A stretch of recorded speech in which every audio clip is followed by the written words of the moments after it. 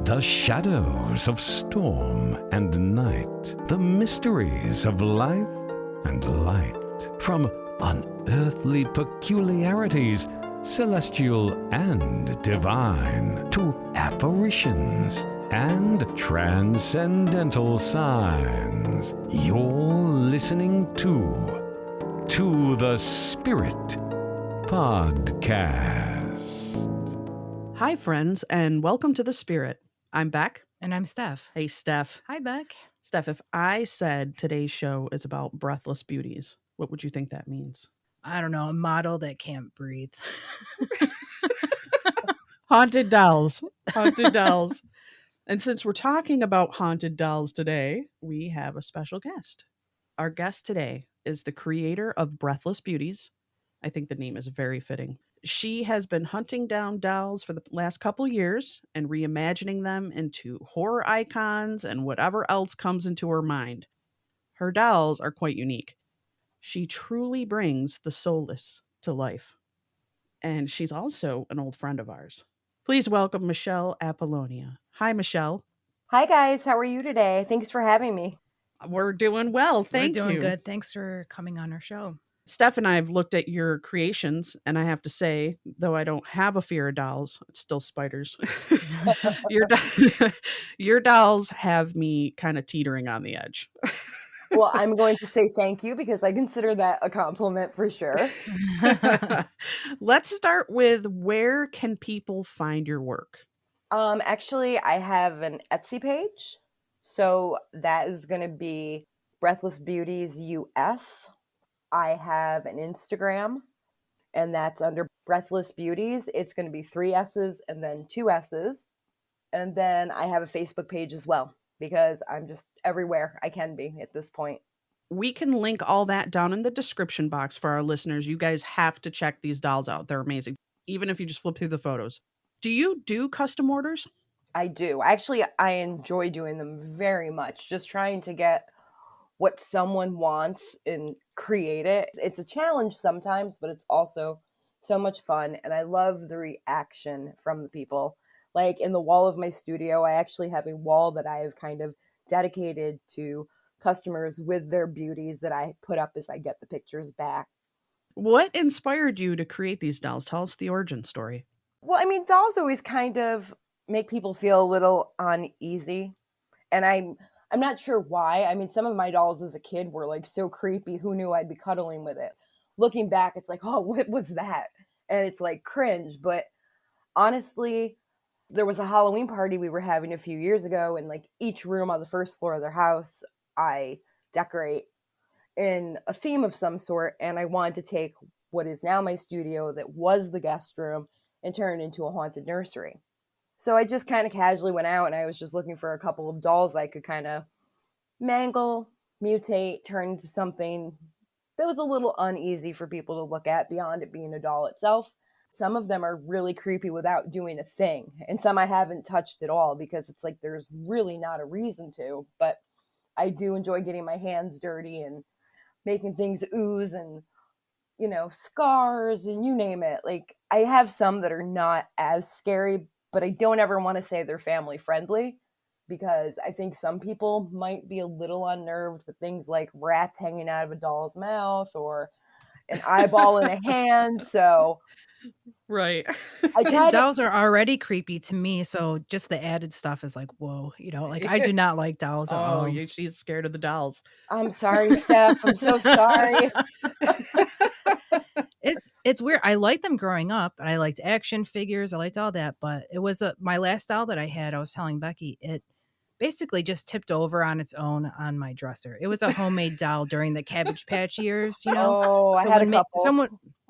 Someone was making like their own version of Cabbage Patch Kids, and my dad paid a lot of money for it, and I didn't cuddle with it. I just wanted it, but I put it on my dresser, and then I saw it tip over, and that was the last doll. Steph, did you think it was the doll that tipped itself, or do you think a spirit pushed it over? I'm guessing I would say a spirit pushed it over. Okay.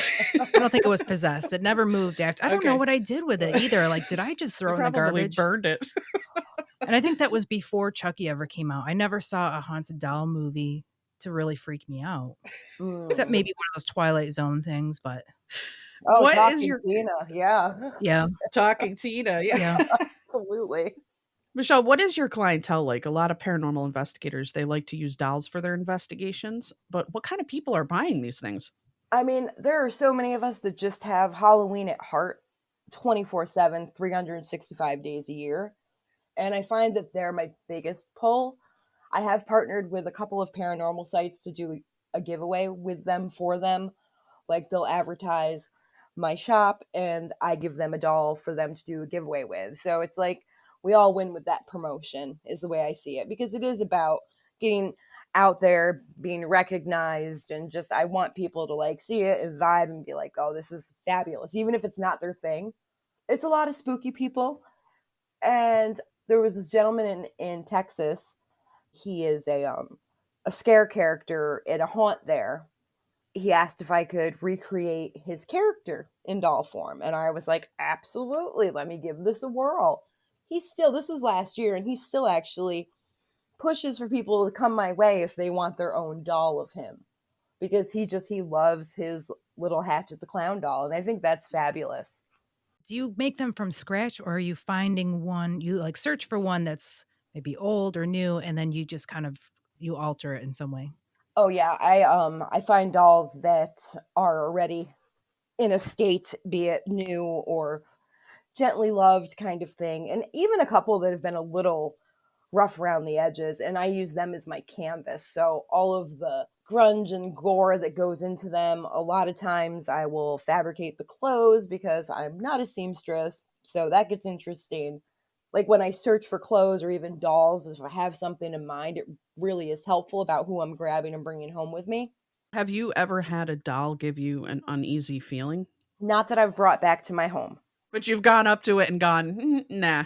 Yeah, I mean, there have been a couple during my hunting that, for no reason, I mean, they didn't look extra creepy or anything. It was just, okay, the energy with this is not good, and I can't bring that to my house because I don't want to plague my house with stuff like that. Like, I'm down with like spirits doing like a flyby, passing through, saying hi, but I don't want anything attached.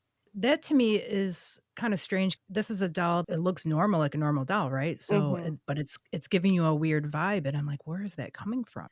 Did you ever hear the rumor about? I don't even know if it was a rumor, but that the Cabbage Patch dolls were cursed by the person that basically produced those. No. I didn't hear that. No.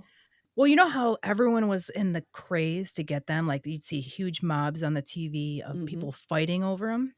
The guy that made them, I guess there was a couple that made them, and they kind of got like the shit deal because someone stole their idea and they were able to like patent it or whatever. And it was similar to what the original couple did, but he made it in a mass production. They weren't homemade. And supposedly, this is the story I heard, that he made a pact with the devil. Basically, he wanted to be rich.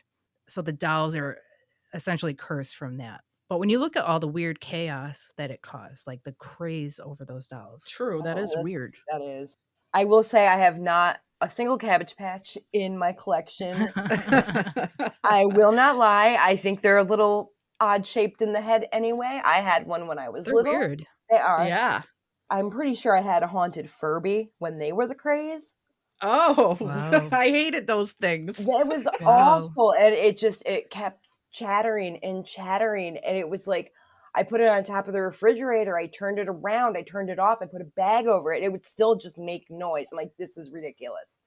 I don't even know if it was cute because it was such an unsettling little thing. It was like, I've got to get rid of this. Who wants this? And unfortunately, it went to Goodwill because someone may love it and might not find it creepy. You have a cat or a dog, they meow, they bark. It's electronic. I turn it off. I feel like it should stop talking, though. Yeah. Wow. I had a roller skating doll when I was a kid that really roller skated. It just had good balance, and you'd wind it up and it would just move like real slow, but it would move across the floor. And I loved that doll. I used it all the time. And then when I got a little bit older, my friend brought over a BB rifle and I shot in the head. Why was I waiting for a totally different story? We were experimenting what would happen to our toys if we shot it with a BB gun. Okay, did it come back to life? Was it able to skate ever again? But it fell really slow, which was because it had good balance. Oh God. We taped a bag of. We wanted to look like blood, so but we didn't have red dye. We only had green, so we took a baggie, taped it to her head with like water and some green food coloring, and we thought it would explode, and it didn't. It just went right through the baggie, really smooth. And she went back real slow, like because she had good balance, and then hit the ground, and that was the end of my doll. Okay, Oh, so have you ever had paranormal experiences in general working on these dolls? I know you say, well, if I get a bad vibe, I don't bring it home. But while you're working on them, have you ever had some just weird shit happen? I have some that I'm drawn to for no reason in particular, but nothing that goes along with it. Like I have this one, he's a Native American, and he's like, his body and his legs are just gangly, and I am just fascinated by this thing. Like in part, I kind of wonder if someday he's just gonna do something or move something, or I don't know. Like one of my friends and I, we actually, with a couple of the dolls that I have in my overflow spare space of them, because I have an alcove upstairs that's just overflow dolls of things to come. And we actually pulled a few out and we tried a little EVP work, but that was unsuccessful on our end. And it was unfortunate because the one is like a real old looking creeper doll. Like I don't want it here.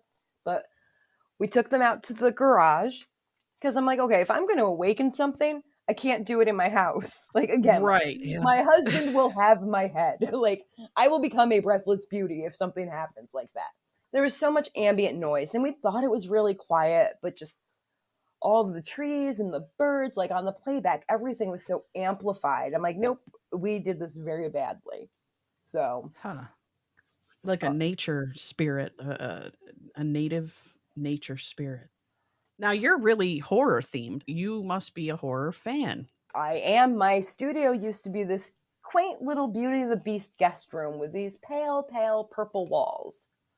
And then I used like a small table where I would do a few things, and then I needed a bigger table, and then all of a sudden the day bed's up in one of the bedrooms upstairs, and I don't have much wall space left at all.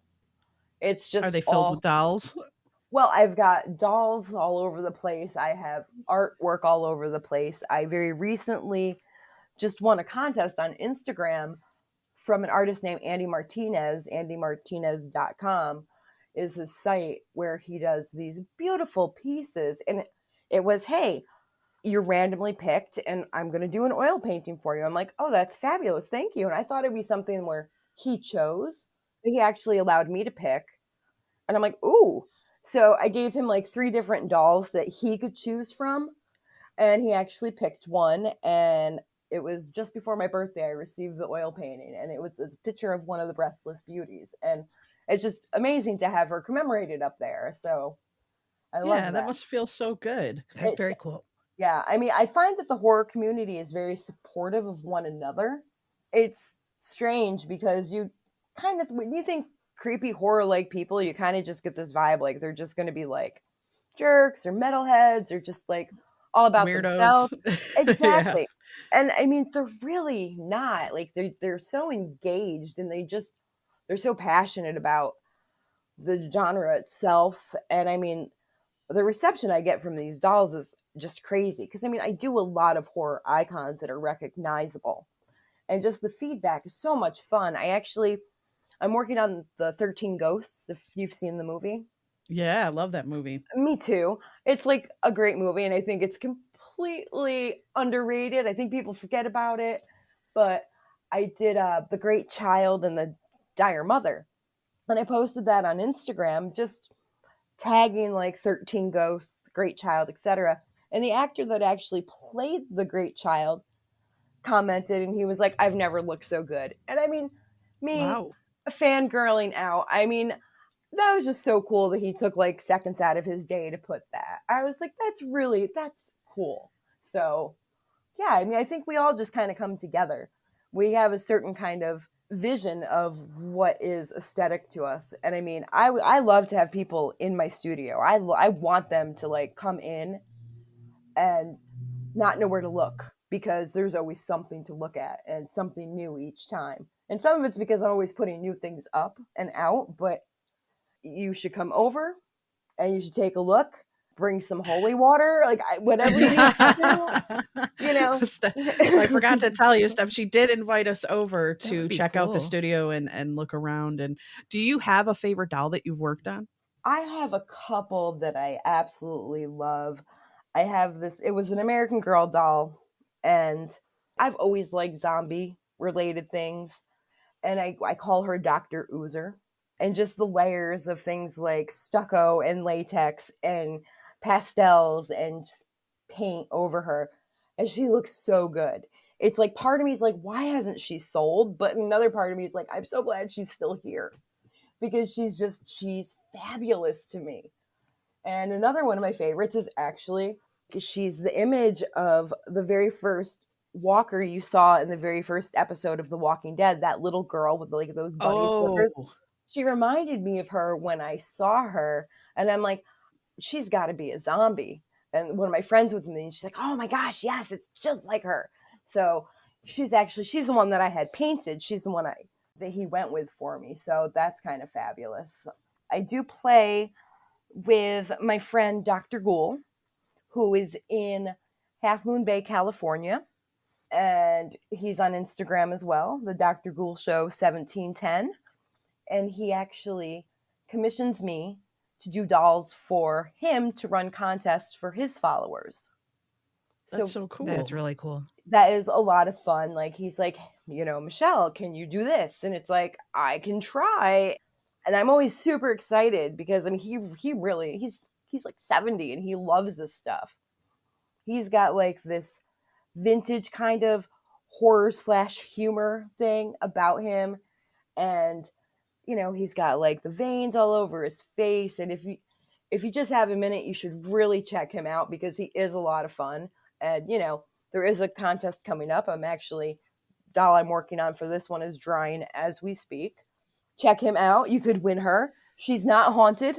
I can almost guarantee that, but Well, that's okay if she is, because a lot of our listeners are paranormal enthusiasts and they like to bring dolls on their investigations, and just to even provoke or get little children spirits to play with them. So either way, that's a good sell on our show. Yeah. Well, that's awesome. I mean, I'm sure you could rifle through my overflow room and find one or two that you might be able to have an experience with. Myself, I try not to look for it. I don't look for it either. Yeah, I don't blame you. When I was little, my house was haunted that I grew up in. Like, there was just always unexplained things that would happen. And for a while, I thought I was crazy. And now that I'm old, if I'm crazy, so be it. I know the things that happened. But again, knowing that once upon a time I was sensitive to things like that, I really don't want to invite it in. I don't agree. think you're crazy at No. all. Don't worry about it. You're talking to the right people on the right show. And I love that. And I thank you. Now, I was wondering, do you primarily try to find dolls here in the United States, or do you find really cool stuff like in Japan or some other Like country that they eBay? might do something different than us? Because we kind of follow the American style of things. Do they have anything different that you find very fascinating? Actually, all of my shopping has been done locally for the most part.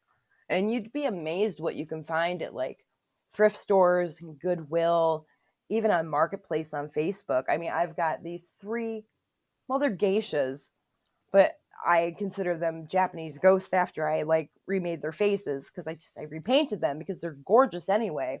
I mean, a lot of times I sever off limbs and heads, and I don't know. I feel bad. Like, I can't see spending so much to get something shipped if I could Okay. possibly find it in our backyard. Right. The one doll that I could not stand as a child that creeped me out probably more than all of them. And I had a friend that had a collection of like the dolls that had the ceramic hands and faces. They were usually clowns, but they had real clothes. And she just have them in different positions, like on her shelves.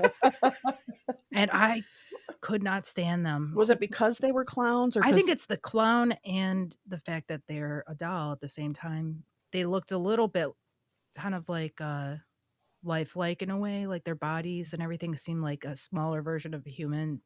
Like it looked all like, you know what I'm saying? I Yeah. feel like I have to bring Steph to your house and just to see what happens to her. Yeah, I mean, come prepared. I've got some cats, so that's fun too.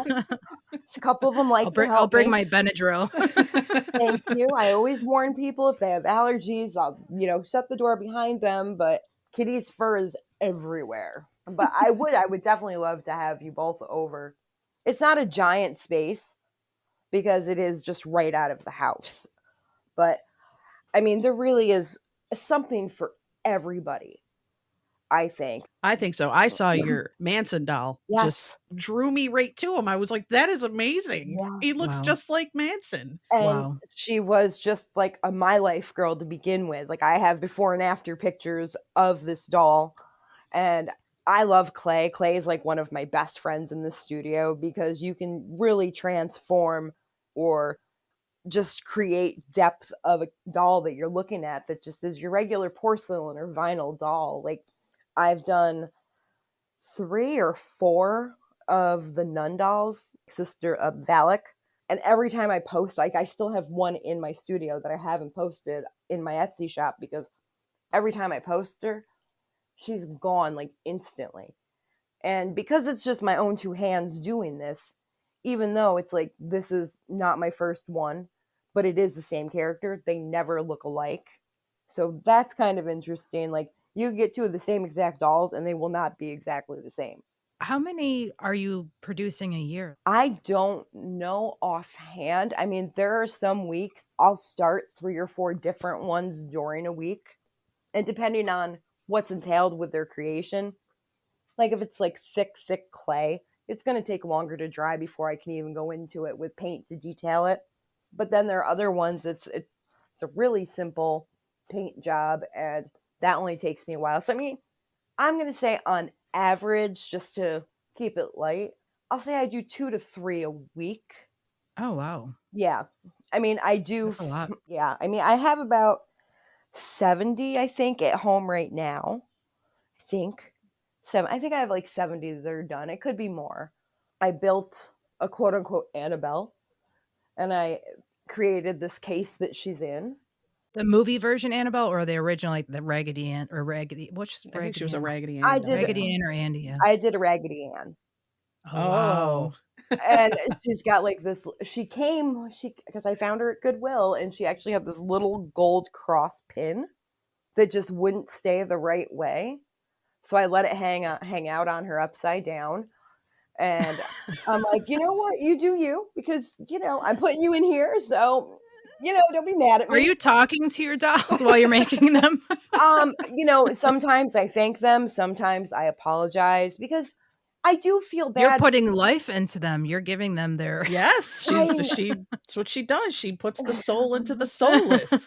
I know, but sometimes I have to take a limb and I feel so bad. It's like, I'm sorry. I'm so sorry. I'm severing your arm off. It's for a good cause. So it's terrible. I mean, I feel like right now, because we're going into the Halloween season, and I know it's June, but for those of us who like Halloween, we start looking for Halloween stuff getting put out places. It starts now, It guys. does. Well, you start to now. notice it in the drugstores, like right away, Yeah. like 3 months before Halloween stuff's already out, and you're like, this candy is gonna go stale. Mhm. How Yeah, can this last all the way till Halloween? it doesn't. They bank on that. Yeah, You're 'Cause grabbing people eat candy it to probably anyways. Exactly. I want to come there and I want to do an EVP session while you're hacking limbs off these dolls and see if we get anything. No, that'd And be great. isn't there any cool galleries or anything you can get these dolls into to be seen?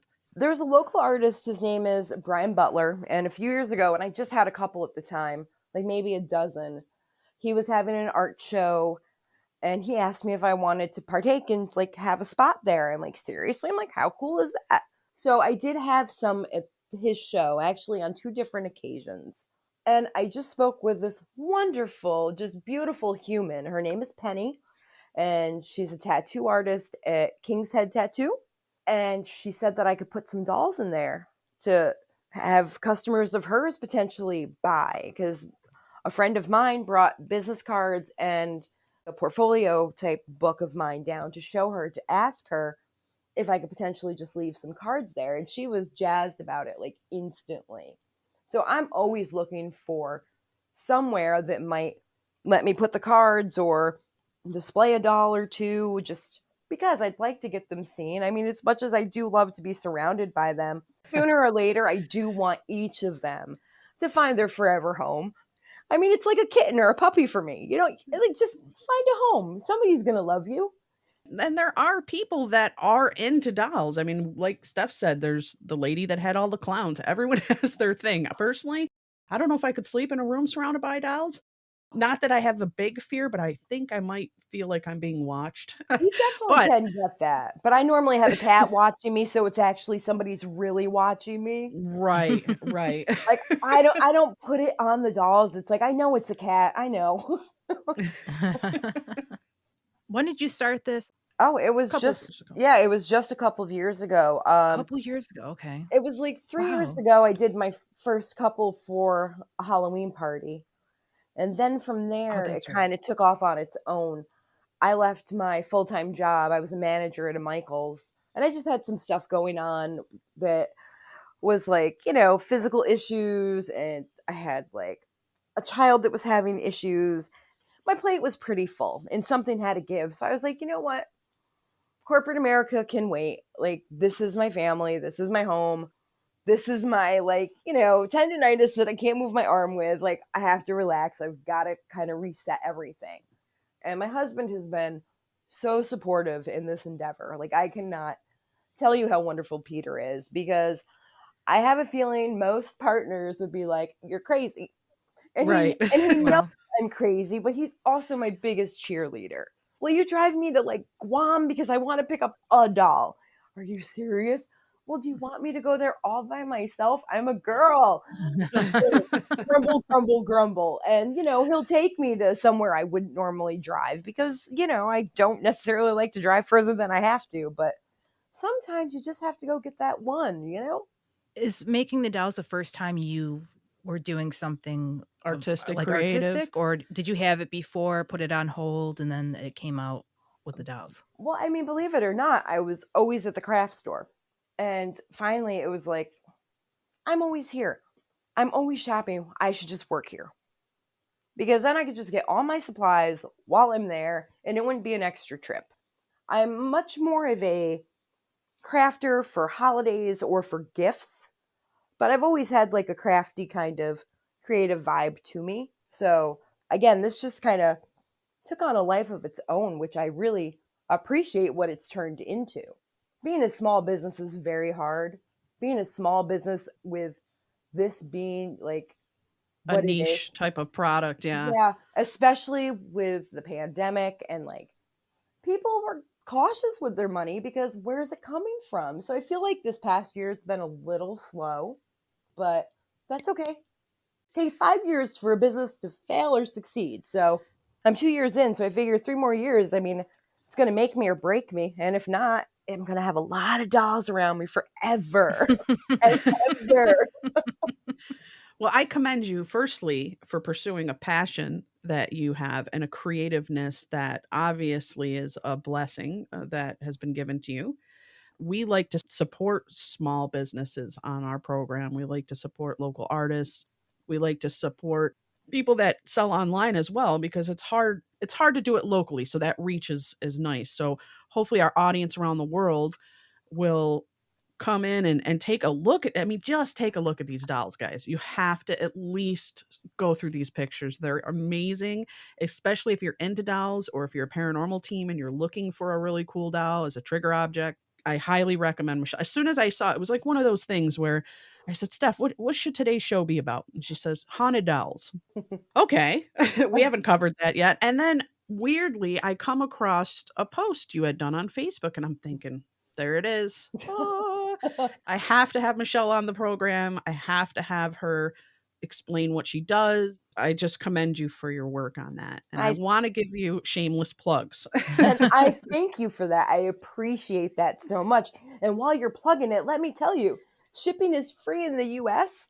And if you're local, I will just deliver it to you because that's how Wow. I do. Like I don't want anybody to spend any extra money if they don't have to. Like I appreciate their business. I want to build relationships with people. I want somebody to be like, "Oh, I love this doll." Or my so and so loves this. Can you create that? And then they'll come back for something else. Like as I mentioned earlier, that clown out in Texas, his like 3 or 4 year old niece was in love with his doll. He had to leave with it. She cried. Aw. It Aw. was about 4 or 5 weeks after he got his clown. And he messaged me again. He's like, this is going to sound weird. He's like, but can you make another? And I'm like, oh my God, did he break it? Did it drop? Like, oh, what happened to it? And he's like, my niece wants my doll. He's like, I can't give it to her, but I'd love to give her one. So it's like I actually made a second Hatchet doll for him for his little niece, which I think is so much fun.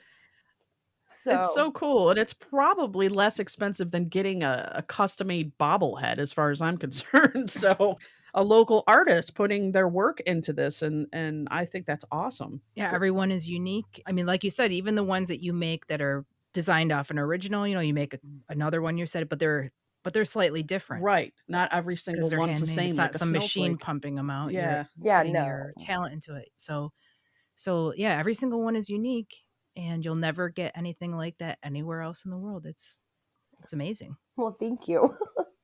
So again, Michelle, tell everyone where they can find you. Etsy is going to be www.etsy.com/shop/breathlessbeautiesUS. Then if you're on Instagram, www.instagram.com/breathless with 3 S's, beauties with 2 S's. And Facebook, I'm just Breathless Beauties over there.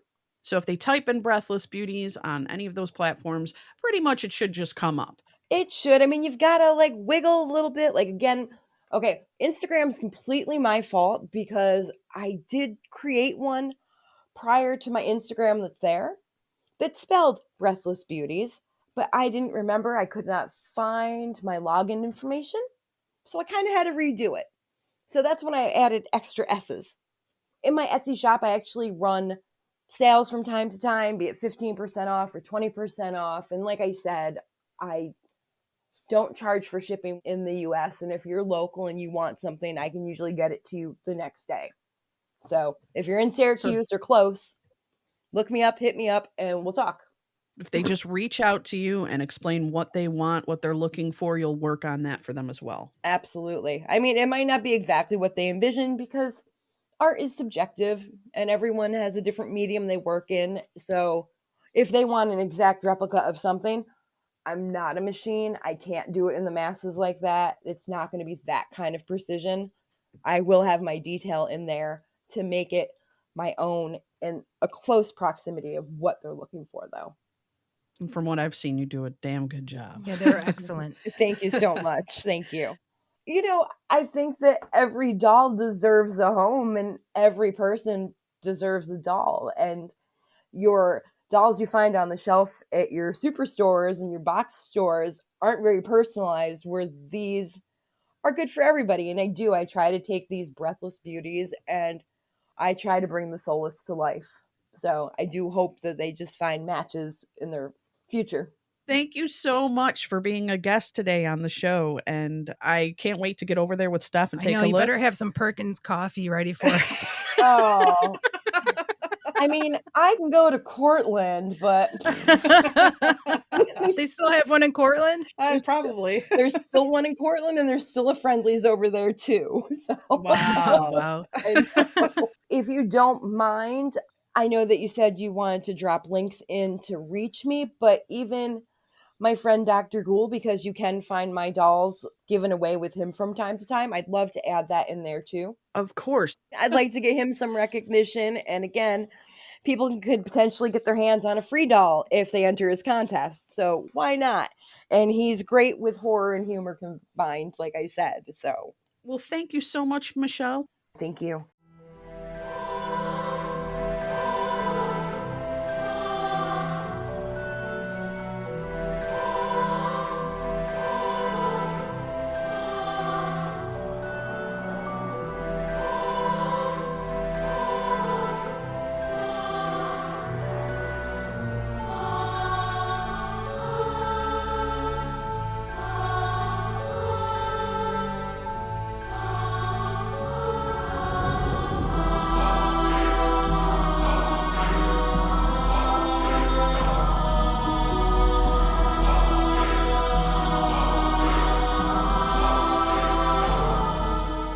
Well, that was fun, Steph. Her dolls may not have been haunted, but they look haunted. They do look haunted. Let's talk about actual dolls that are haunted, and I'm going to start it off with the haunted doll that terrifies the Australian town. Wow. Have you heard of this? No. This just came in on June 2nd of this year. So residents of a small town in Australia say that their community is plagued by an unsettling presence in the form of a haunted doll that brings bad luck to those who get too close to it. The eerie object sits on a swing located in a mangrove swamp in a tiny town of Lucinda. Among the mere 406 people living in the community, tales about the creepy doll and its unnerving powers have spread by way of whispers from residents seemingly afraid of upsetting the odd object. Parliamentarian Nick D'Amato, who represents Lucinda and several other nearby towns, indicates that everyone seems to know about the doll, but nobody really wants to talk about it. Be that as it may, local legend states that anyone who comes too close to the object winds up suffering some sort of bad luck. The most frequent victims of the doll, D'Amato said, are people who are boating or fishing in the nearby waters, and it is claimed that even saying hello to the object can unleash its ire. This might be pure circumstance, or just a modern wives' tale, D'Amato mused, but it's something definitely I'm not willing to toy with. Although No pun intended. Yeah. Although the origins of the doll appear to be shrouded in mystery, one of the business owners in Lucinda claims that the little girl and her swing were created by a local couple as something of an art installation with the goal of adding some color to the community. Should that be the case, their mission has proven to be a strange success, as the town has now become infamous for being the home of a haunted doll that curses anyone who dares to go near it. That lacks a lot of background information. Well, they did talk about the couple that created it just for an art installation, but How does it become haunted? I don't understand sometimes they take on lives of their own, obviously. Or somebody did some sort of ritual that we are not aware of. So let's talk about some of these dolls. Let's talk about Peggy, the doll who gives you chest pain. Peggy? Does she have a peg leg? Jane Harris is a leading paranormal investigator in England who deals almost exclusively with dolls that are haunted. And one day Jane received a package and a letter in the mail. The package contained a blonde-haired doll. In the note, a woman said the doll's name was Peggy and that she was haunted. Jane began a case study on the doll and posted many photos and disturbing videos of Peggy online. Soon, she began to receive letters and emails from people who saw the photos and the videos and claimed that Peggy caused them to experience nausea and intense migraines. One unfortunate woman even suffered from a heart attack after looking at the photo of Peggy. Now, I have this photo. I might have to show you. No, thanks. Mediums have reported that the spirit of someone who had died in the Holocaust dwells within the doll. Here you go, Steph. Gotta see her. Oh, She gosh. looks very, All right, let me make the sign of the cross. Whoa. She looks like my roller skating doll. She doesn't look like anything.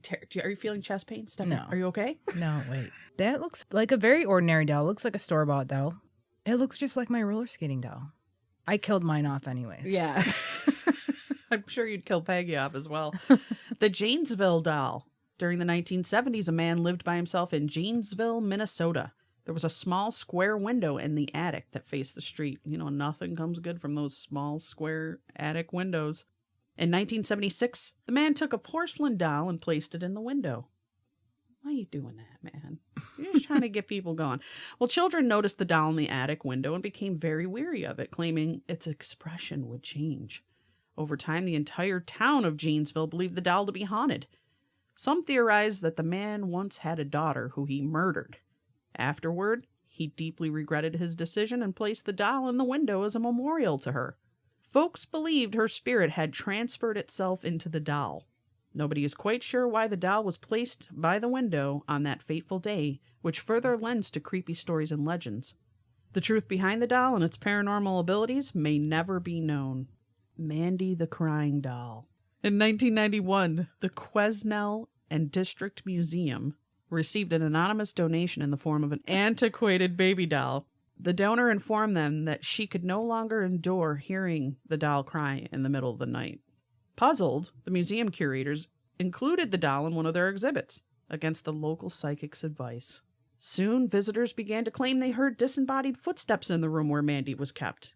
Anytime someone attempted to photograph the doll, their cameras would malfunction. Even creepier is the fact that when Mandy has been placed in the same cases as other dolls, the other dolls become damaged and on the floor of the display case. Mandy's not messing around, man. No. She's like She's brawling. jealous. Yeah, she's like, get out of here. This is my area. And Mandy's got she's got a New York accent. The haunted Barbie. We just don't have a Becky and a Steffi doll. Not yet. Well, let's just not hope for that. It may be hard to believe, but one of the most haunted dolls in the world is, in fact, a Barbie. During World War I, British-occupied Singapore was once home to a family of German spies. Once discovered, the British chased the family out, and the teenage daughter fell from a cliff. The local townspeople built a shrine for the little girl near the cliffside. Fast forward to 2007, when an Australian man began having dreams of a dead German girl who guided the man to the local toy store. Once there, she pointed to a Barbie doll in the display window. The man had this dream 3 nights in a row and was convinced it was the German girl from Singapore. He went to a toy store and he bought the very doll the girl had pointed to and took it to the girl's shrine. Now hundreds of people believe the soul of the German girl now lives in the Barbie. Did you ever have any Barbies growing up? I hated them. I didn't really like them, but there was 3 that I had always wanted, and I did get them, and they're expensive. With the Malibu? I had Malibu Yeah. because she had dark skin. She was, to me, like, really beautiful for some reason. All Barbies look the same, basically. Yeah, they're did. just different. Some of them are different shades. And I had roller skating Barbie, which isn't like my roller skating doll, which was big. Right. She didn't skate, but she came with roller skates and a really cool outfit. And I loved playing with that. And I had solid gold dancer Barbie. I loved that show as a kid. And I wanted that doll because she had a gold outfit that was sparkly. I never had the bad vibes from Barbies. I just wasn't into them. I didn't really like them, but because I had a neighbor, she had everything Barbie. She had the mansion, she had the car, everything. Yeah. And it was fun to play with when we were younger, go over her house and play with the Barbie mansion. But yeah, I didn't really like them too much. I used to have a He-Man doll that I used to marry The Barbie. to Barbie. Yeah, I think I have used to do ceremonies. that or have the other dolls beat up the Barbie doll. The real Barbie dolls, you could bend their knees if you remember. Yeah. It was like a kind of cool They rubber cracked, feel. yeah. But then the fake Barbie dolls or the generic ones. The were dollar kinda, store type Yeah, they're ones. kind of plastic. You couldn't bend their legs. No, you'd squish their faces in and that would be permanent. That's it. That's it. They'd never pop back out. The Italian doll. During the 1920s, a girl in Italy received a doll. The doll was primarily made of felt, but had a head covered in real human hair. Ugh. The girl became inseparable from the doll immediately. She named her Pupa. Pupa. P-U-P-A? Pupa. Pupa. And prized her above all other possessions. As the girl spent more time with Pupa... Is that it? It's a Pupa or Pupa? How's it spelled again? P-U-P-A. It's Italian. That's Pupa. That's Yeah. Pupa. As the girl spent more time with Pupa, she began to insist that the doll was alive and would often speak to her. The girl grew up to be a woman and kept that doll until her death in 2005. Her family kept Pupa and placed her in a glass case as a tribute to the woman. The family said that Pupa does not like to be confined and can be heard knocking on the glass at night. Occasionally, she likes to sneak out and roam around the house as well. Okay, so if you're a spirit, Yeah. do you want to be like, yeah, let's go into a doll, live the life out in the doll? What if it's not a human spirit? Maybe it's a bad spirit that's just using it to Probably. control the person. Which sounds like, if you're obsessed with something like that, it sounds like you're under control a little bit. That's true. Or maybe they got trapped there somehow. That's a little weird. Jolie, the cursed doll. Many years ago, a woman discovered she and her husband were going to have a baby. Delighted by her good fortune, she shared the news with her best friend. That friend had been trying to have a baby for a long time and was intensely jealous. The friend acquired a doll with a terrible curse and gave it to the pregnant woman as a gift. That bitch. Yeah. 9 months later, the woman gave birth to a healthy baby boy who mysteriously died 3 days later. Oh. After the death of her son, the woman began to hear her baby's cries emanating from the doll. A few years later, the woman had a baby girl who grew up and acquired the doll. Her son also died 3 days after being born. Whoa. For 4 generations, the women in the family all had sons who died on their 3rd day of life. and each could hear the sounds of their crying babies coming from the doll. That's scary. The dolls of Satan. During the 1800s, many affluent families lived in New Orleans, NOLA. One of those families had a daughter who was ready for marriage. The young woman had a secret affair with a boy in town, but was arranged to wed a wealthy Scotsman. When her lover found out, he sought the help of a voodoo queen, Marie Laveau. The girl was married and soon became pregnant, but she did not give birth to an ordinary baby. Instead, she gave birth to a grotesque, deformed monstrosity everybody believed to be the spawn of the devil. The good people of New Orleans began to believe that the baby would wander the city at night and attack anyone in the streets. The baby is just like running around with little baby legs. Some began to believe that by carving a likeness of the baby into a gourd and leaving it on the porch would protect them from Satan's child. To this day, the devil's gourd dolls are still made. Many believe that they are still cursed objects, courtesy of Marie Laveau. Wow.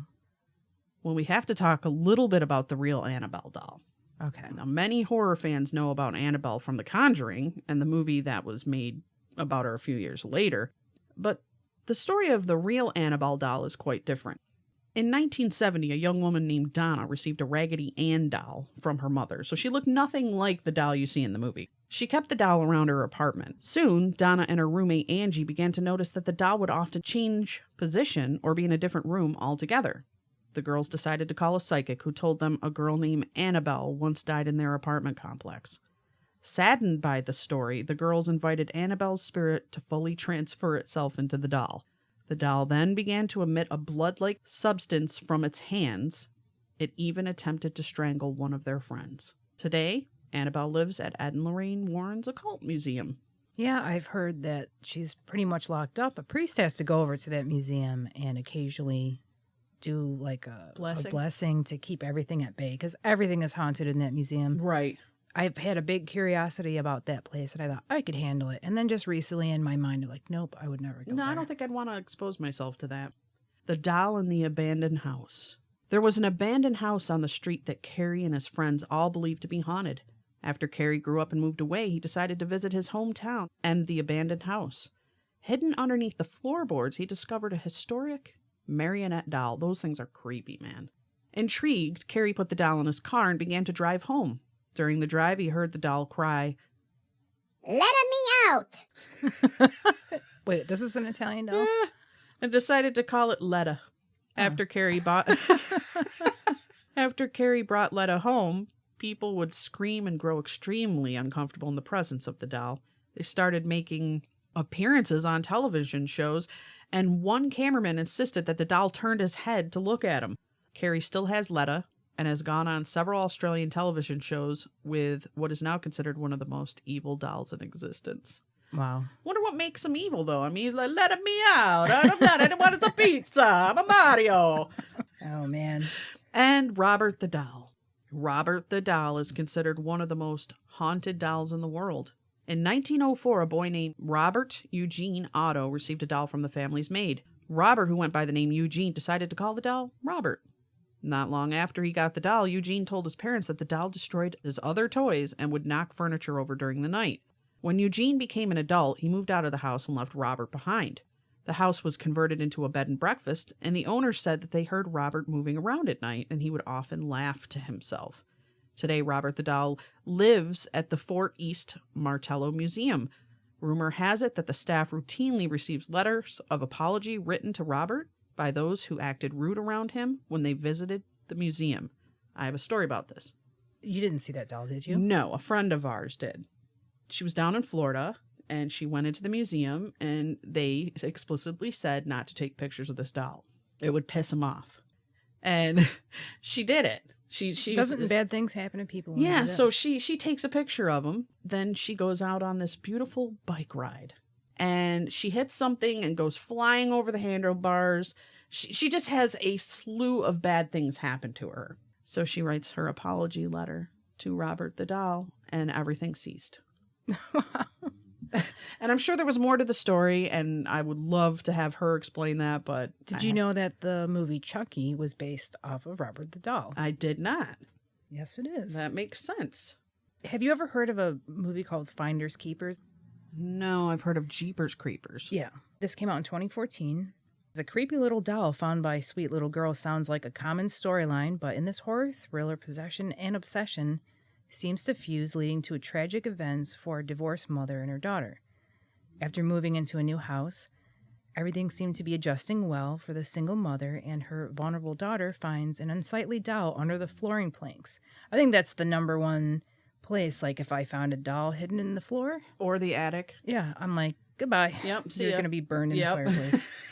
Or shot with a BB gun, right? Yeah, Steph? soon tragic events are uncovered about the gruesome murder history of the house. So this is, the storyline of the movie, but the movie's called Finders Keepers, and it's got a creepy doll.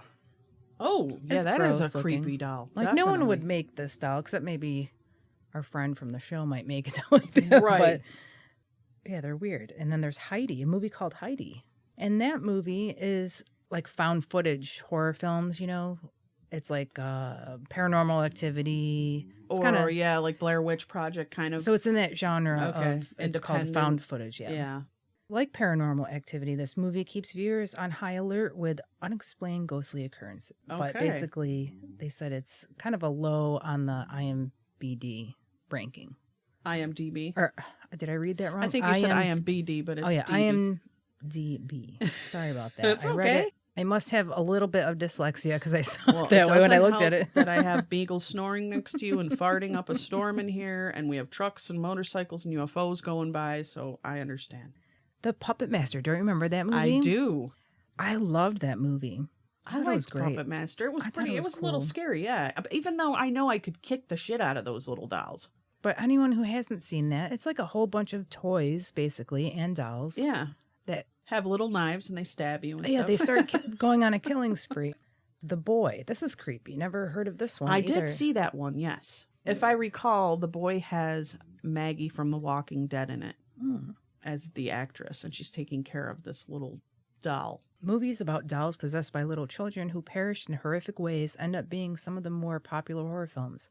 The lingering presence of a vengeful child returning from the afterlife and inhabiting a toy, and the desire to cause harm to the living is still a story plot that sends chills down viewers' spines. What makes The Boy particularly disturbing is the fact that the parents believe the doll is their son. That's creepy. So when she goes in to take care of this doll, they actually make her act as if this doll is human and alive. That's what's really weird. And she has the schedule she's like a nanny to the doll. It was okay. What else we got? Number 5 is Dead Silence, 2007, marionette style. I know you don't like those. There used to be a marionette doll I wanted as a kid. I'd see it like in Sears catalog. Yeah, but he looks like one of those. These look sinister. Not a marionette. Those are with the strings. He looks like the one that sits on your lap, the ventriloquist doll. Oh, ventriloquist. Yeah. I'm sorry, not marionette. I meant ventriloquist. Okay. Those are scary too, though. Yes. And the writer who made this movie did Saw and Insidious. I thought Insidious, He kind of looks like the Saw doll, He doesn't does, he? yeah. Yeah. which I never saw Saw. Really? Well, that's a good thing because those are grotesque. I don't like, it's like a torture genre. Slash. If you I like don't slasher like blood that. stuff, I get nauseated from it. I like a little more cerebral stuff myself, but Most of his films include some form of haunting or creepy animated doll. In the Saw franchise, Billy is the puppet that is used by John Kramer to give his trapped victims their gruesome instructions. Now, I've seen this movie. It's number 4, Love Objects. It was in 2003. So this is an adult doll. You know how there's that creepy, like, men will order. Yeah, I think even like women do this too. real They order dolls? a man Yeah. doll to have sex with, and they're big, and then men order the women doll to have sex Right. with, and it's basically just a big sex toy. Right. But Desmond Harrington plays Kenneth Winslow, a socially insecure and awkward man who buys a pricey, life-size, customizable sex doll to keep him company. He becomes somewhat obsessed with the doll, treating it like a real-life girlfriend. It's a sad story up until Kenneth finds a love interest and starts a relationship with an attractive new coworker. Love doll Nikki can't accept Kenneth's betrayal, and soon her jealousy spirals out of control. It's actually done pretty good. do you think that have you seen this movie? Yes, I did. Oh. And she's jealous, and she's talking to him, and she still remains like inanimate, but weird things happen. And I feel like there's a twist to it, like it might be his own mind that's doing this. yeah, it's like Did I just ruin the movie? I don't think so, Okay. but it's like there's something weird about him too. And obviously, if you buy something like that, if I knew anybody that had one of those, I'd immediately not be friends with that person. Right. Okay. Jeffrey A little Dahmer. judgy, but okay. Yeah, Jeffrey Dahmer used to do weird stuff like that. So I figure it might be a sign you might be a sociopath with murder Okay. tendencies, I some see. sexual obsessions, that type of thing. I see your point. And then there's another one. This is 1988 called Pin. Never heard of this. This is a creepy looking doll. Yeah. This is a 1988 portrayal of a man who becomes obsessed with his father's medical doll. What makes Pin unique is the psychological stress and creepy development of the relationship between the doll and the character, Leon. It's difficult for the audience to determine if Pin is the mastermind behind the insanity or if Leon is simply not mentally sound. Director of Pin, Sander Stern, also wrote the 1979 film The Amityville Horror. The movie Pin features an array of famous actors such as Terry O'Quinn, the stepfather, and David Hewlett, Splice Cube in the Stargate franchise. So I don't know who those people are. David Splice Cube? No, it's David Hewlett, and then he's associated with Splice in the movie Cube. Oh, and okay, Stargate, Splice. in the Stargate franchise. Gotcha. And we know about Child's Play. Like I said, that's based off of Robert the Doll, and I think Right. most people know Child's Play. Dead of Night from 1945, and this is the creepiest looking one. I'm like, I have to see this movie. 1940, but black and white? Yes. Oh, yeah, he's kind of, Yep, he's another one of those ventriloquist dolls. Yeah, he doesn't look like he has the lines, like Yeah. where the mouth moves. It's like he has a frozen face into a weird smile. So Dead of Night is a thriller, mystery, and horror movie that has inspired many other films about the possibility of possessed ventriloquist dolls. Movies influenced by Dead of Night include Magic, 1978, which I never heard of that one, starring young Anthony Hopkins, and Dead Silence, 2007. Strangers gathered together in an old country cottage. Craig, an architect, seems to have had violent premonitions about the guests at the cottage, and to put his mind at ease, the group decide to tell stories. One tells the story of a ventriloquist who truly believes his doll is real. A murder takes place at the cottage and things start to get out of control. A movie with an unexpected ending. Dead of Night is a must-see and rightfully ranked with a 7.7 on IMDb. Did you know that Elmo is the creepiest doll, they're saying? Really? I don't know who they are, but according to Wonderlist.com, Elmo dolls have always been very popular, and children have always loved them. However, the Bowman family was having a tough time finding an Elmo doll for their 2-year-old son. This might be along the same line as the Cabbage Patch Kids here that you were talking about earlier. And when they did, they were very happy. This doll is programmed to recite the name of its owners and also some fun additions. When the 2-year-old kid was playing with the doll, her mother was at the distance, and suddenly she heard it say, "Kill James." She immediately went there and checked the doll, and it all looked normal. After a few days, the same thing happened, and her mother thought, she's just hearing things. However, one day, the Elmo doll all of a sudden started singing "Kill James," and this is when the family got terrified. They called Fisher-Price, and when the problem was not solved, the Bowman family got a refund. Then we've got Caroline. Caroline is a porcelain doll that's also believed to be haunted, but not evil. You can find this doll in an antique shop in Massachusetts, and it's said to be haunted by not one, but 3 ghosts, each fighting over their rights to control it. People say if you hold this doll really close, it will whisper in your ear. Yeah, I wouldn't do that. That's creepy. All dolls are creepy. I really do think they're all creepy. Though no one is aware of the name of this doll, it was found on the side of the road in Singapore with a blindfold on its eyes. It's haunted. It's said that this doll starts moving all by itself, moves its head from side to side, and even has been heard speaking in a woman's voice. People say the owner of the doll blindfolded it so that it could not ever find them again. And it's also said that if anyone removes that blindfold, the doll will follow them. That's creepy. Did you ever hear of the doll? There's like an island with a whole bunch of dolls Yeah, on the it. island of the dolls, yeah. Yeah, that's terrible. You've got Amanda, the scariest haunted doll. I bet you there is one with our names. We just haven't come across it. And then you notice they all say the scariest, the most haunted, the most dangerous, the most evil. I don't know how they could all be that way, but let's go with it. Okay. Where exactly Amanda originated from is not known, but her legend began when she was sold many years ago on eBay. Since then, she's been sold over 10 times. and does not stay in the same place for too long. Her owner says that she scratches on her glass case trying to free herself.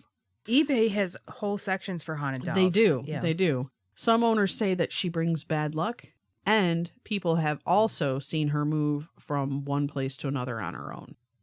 Mercy is said to be possessed by the spirit of a 7-year-old child girl. Well, she would be a child if she's 7 years old. Many owners have seen this doll stand straight up and then can be found at other places from where they were placed.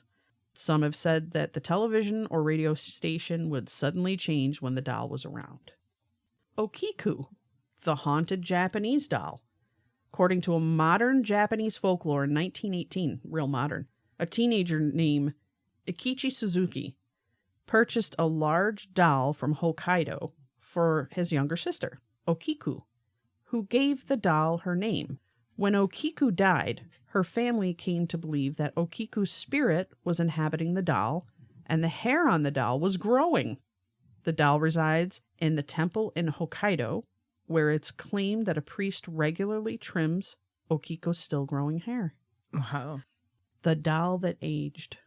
When dolls age, they tend to look quite creepy. Hair falls out, color fades, cracks appear, and at times the Just eyes like go people. missing. Oh, yeah. It's a natural process that comes with time and neglect, but this doll is different. A couple who had children one birthday, or Christmas, bought their young daughter a doll. Although the doll had been well played with, it still was in rather good condition when it was placed in the attic and forgotten about. 11 years later, the family was having a clean-out of the attic when they stumbled across this rather odd-looking doll. The doll was wrinkled and aged like a person does, though much more rapidly. Therefore, it had led many to believe it might be a haunted living doll. That's weird. There is a Peruvian Annabelle. The Nunez family, who live in El Callao, Peru, claim to have suffered 7 years of misery at the hands of a possessed angelic-looking doll. Since it was given to them as a gift, they usually see strange lights, hear weird noises in the house, and the doll apparently moves around the house on its own. And the most strange thing is the bizarre scratches which often appear on their children. The blue-eyed doll has been dubbed the Peruvian Annabelle by netizens. Wow. The Cookie Monster doll. I had a Cookie Monster. I love Cookie. I had a Bert and Ernie. I love Sesame Street. In the 1980s, many reports of children having nightmares brought on by sleeping with a Cookie Monster doll. What got people worried about this was not because the children were having nightmares, but that all the nightmares were the same. They would wake up in their bed in the dark and see a man in the shadows staring at them. What the heck? Now, this is saying over the years this has happened less and less. However, children with the Elmo dolls are now experiencing these nightmares. What the hell is going on? I don't That's know. Terrible. I Well, don't- I know there's a doll. I don't remember which one it was, but they supposedly there's some sort of thing that's monitoring the kids through it. Did you hear about that? Yeah. It's like a It's a spy doll, right? It's kind of like a Yeah, security doll, a home security type doll. No. Wait. It's a real toy, and in the toy, there's like components to like I don't know. It's not that it has a computer in there, but it has the ability to. The company didn't disclose it. They could listen in onto the kids' conversation. There's a Okay. big like thing about it that I saw recently. I wish I could remember what the name of the doll, but it's creepy. Like it's so creepy because basically your kid, whatever the kid says to the doll, they can Extrapolate Get that, and as keep- data, almost like our phones can pick Why up would on- anyone buy that? Well, they weren't disclosing it to anybody until there should be lawsuits up the ass for that. Yeah, but it's creepy. Charlie the Haunted Doll. Charlie was first discovered in the attic of an old Victorian home in upstate New York in 1968. Charlie was locked away inside a trunk with newspapers dating back to the 1930s and a yellowed piece of paper that had the Lord's Prayer written on it.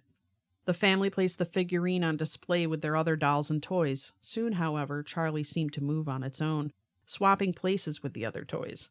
Not long after, the family's youngest daughter claimed that Charlie spoke to her in the middle of the night.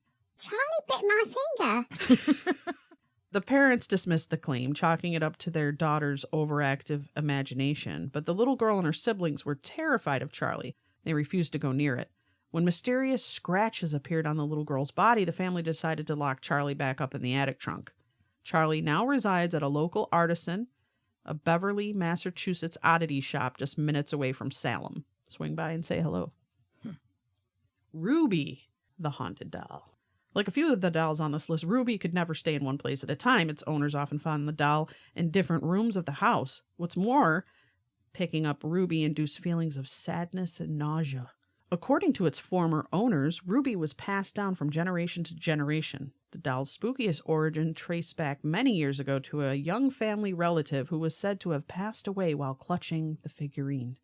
After jumping between different family members, Ruby has now found her forever home at the Traveling Museum of the Paranormal and the Occult, where visitors often feel an overwhelming feeling of sorrow from the doll. Christiana, the peaceful haunted doll, was bought on eBay over 4 years ago, and she still has few haunted tricks up her sleeves. If you look closely at her eyes, you can see that something paranormal is going on. Christina loves having her pictures taken, but when she has had enough, then watch out.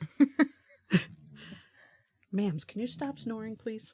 The series of photos of her will start to change as you see the ghost inside her manifest itself. At times, she just sits peacefully in her chair, and other times she will be found out of her little chair and onto the floor. She also changes positions, or she is slumped to one side of the chair as if asleep. If you brush the knots out of her hair, it gets tangled the very next day. It seems that Christina likes watching television. That's creepy. She's moving around so rapidly that her hair is getting tangled. That's crazy. It is crazy. Katsa, the cursed Russian doll. Now, I don't know if I'm saying that right. It could be Katya. I'm not good with my Russian. She's a cursed doll. The name was given by Tsar mistress in Russia in 1730. That's old. A mistress was pregnant and wished for a baby boy. Here we go again. The opposite happened, and the baby girl was burnt alive. It was said that the baby girl had some defects. When this happened, the baby's mom made a doll from the baby's ashes and mixed the same with ceramic and porcelain. After that, all generations have guarded the doll because they believe it's cursed. Some people say that when you stare at it for 20 seconds, it blinks at you. In fact, this is a sign of something bad happening. The doll was up for sale on eBay, but soon the company closed the thread because some weird incidents were reported. That's sad. Amelia, the haunted Italian doll. Seems like there's a lot of haunted Italian dolls. Italians are really good at like making figures and little things like that. I've seen some shows like they have a lot of talent in that country for making dolls, statues, all that. This over 100-year-old haunted doll came originally from one of the royal guards to King Umberto. Umberto was the king of Italy from January 9th, 1878 until his death on July 29th, 1900. He was deeply loathed in left-wing circles, especially among anarchists, because of his hardline conservatism and support of Donald Trump. of Donald Trump, of the Bava Baccaris massacre in Milan. He was killed by anarchist Gaetano Bresci 1 year after the incident. He was the only king of Italy to be assassinated. This doll, named Amelia, was said to be given to Alvaro Bellina, one of his most trusted and respected friends and personal captain of the Royal Guard, who was also assassinated. Then Amelia was sent as a gift to Alvaro's daughter Marie from Humbert. The doll survived World War I and World War II, only losing both of her arms and scalp in the Second War due to a bomb on a train in Udine, Italy. Because she was a prized gift to Marie Bellina from the king, no matter what condition she was in, the doll was rescued from the rubble. And from that day on, she was haunted by the soul of the woman who died trying to rescue herself and the doll from Marie as they fled the explosion. Amelia, the haunted doll, is said to open and close her eyes, and her sound box is still heard at times in the darkness of the night crying for its mama. Though her original voice box no longer works, Marie loved this doll so much she even named her daughter Amelia. Wow. The story behind that's really cool. Survived 2 wars. The voodoo zombie doll that attacked its owner several times. I don't like that already. Yeah. One must listen to the directions of the salesman when buying something, especially when buying a haunted doll. A woman in Texas learned this the hard way. She bought a haunted voodoo doll on eBay, and not taking the warning seriously, took it out of its coffin. She was attacked by the doll and severely injured. She hurriedly put it back in its place, but to no avail. Her attempts to sell the doll or burn it were a failure. she would find it sitting in the living room at night making weird noises. Several attacks later, she called for a priest who blessed the doll and locked it up in her basement. I would be like, take this with you, please. Don't leave it in my basement. The smoking demon doll. In 2014, residents in Jurong West reported sightings of a demonic doll at the void deck of a block of HDB flats. Does any of that make sense where that is? Only one grainy picture ever provided proof of these sightings, and it's already giving major evil spirit vibes. It's hard to pick up anything other than its horns, tufts of jet black hair, squarish jaw, and strange sitting position.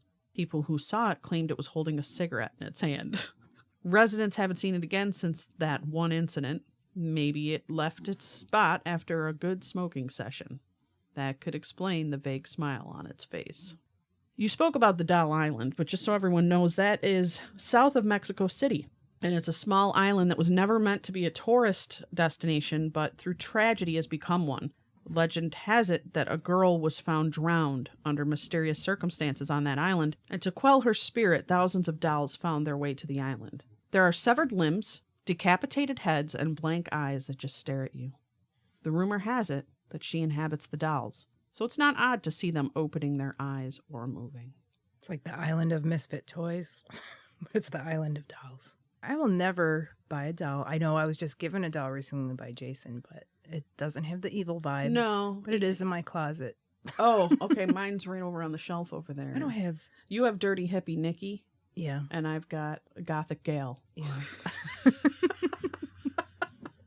I've never had any strange... I did have a Raggedy Ann and Andy when I was a kid. I had that too. And they kind of did have a little bit of a creep vibe to them, to be honest. I remember sitting on the floor playing with them or holding them and watching, like, Ripley's Believe It or Not. Maybe that added to the weird vibe of it, because that was a weird show back in the 80s. But other than that, never had anything. Weird experiences or anything. I just don't like them in general, in the sense, like, I'm not really attracted to dolls. I'm not into collecting things. And I have to say that I used to love going to antique stores. Mm-hmm. But because I've become, like, I went through that whole, like, a period of my life where I had, like, spiritual sensitivity, I'm afraid to bring stuff into my house.